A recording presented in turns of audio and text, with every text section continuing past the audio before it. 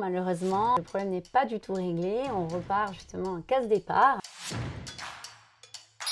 La publicité sexiste n'existe plus. Alors c'est faux, même si il y a eu des progrès, mais aujourd'hui encore, il y a des dérapages sexistes. Il suffit de suivre le compte Pépites Sexistes. Des entreprises ont pris des mesures pour éliminer le sexisme de leur publicité. C'est vrai, en termes d'exemple, dans les grandes entreprises en particulier, comme Unilever, avec sa campagne Unstereotype, qui est en partenariat avec l'ONU des femmes pour lutter contre les stéréotypes. Des associations veillent à limiter le contenu sexiste des publicités. Donc oui, il y a des associations, en particulier Pépites Sexistes, que j'ai cité tout à l'heure, mais il y a également donc, des organismes comme l'ARPP en France, donc l'autorité de régulation professionnelle de la publicité.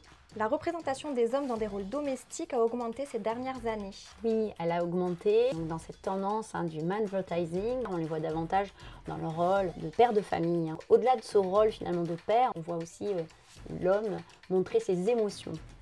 Et au lieu d'avoir une séduction un peu invincible, une virilité très forte, eh bien on perçoit les failles. Maintenant que le sexisme disparaît progressivement des pubs, le problème est quasi réglé. C'est faux, malheureusement. Le problème n'est pas du tout réglé. On repart justement en case départ avec l'intelligence artificielle à travers ces agents conversationnels par exemple, comme Alexa, Siri, Cortana, qui sont des femmes virtuelles, qui sont reléguées en fait à des rôles d'assistantes et qui vont renforcer ces stéréotypes de femmes qui sont dans des positions secondaires.